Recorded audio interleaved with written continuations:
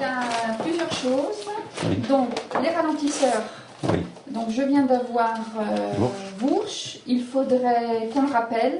Oui, d'accord. Ensuite, il faut qu'on fixe une date pour la notation du personnel. Le conseil est le 1er décembre, il faudrait qu'on fixe ça avant quand même.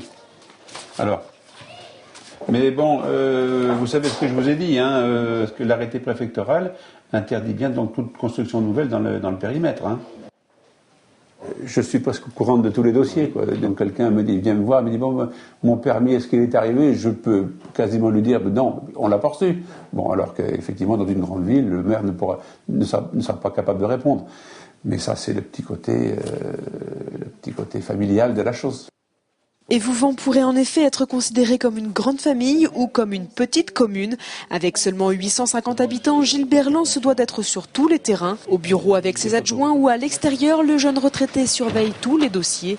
Ce matin, par exemple, il souhaitait vérifier l'efficacité du nouveau ralentisseur.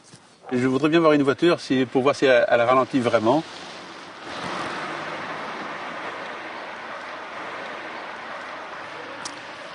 J'aurais souhaité que la rampe soit un peu plus prononcée, parce que j'ai peur que les gens y roulent vite quand même. On va voir si on peut l'aménager un petit peu. Des travaux finis au suivi des chantiers comme celui des futurs vestiaires du terrain de foot, le maire est donc partout.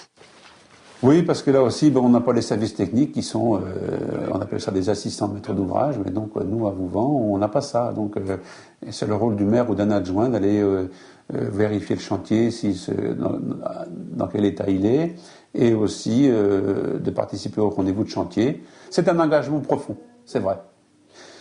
C'est ce qui fait le charme, peut-être, du maire de la petite commune, c'est que voilà, on a toutes les casquettes qu'on peut imaginer. Alors on pourrait aussi parler de la casquette qui permet au maire d'aller à la rencontre de ses habitants. Des habitants qui lui proposent toujours une multitude de projets pour améliorer cette commune reconnue comme l'un des plus beaux villages de France. Mais ces projets pourraient bientôt se voir restreints si les réformes proposées au Congrès des maires devaient être votées.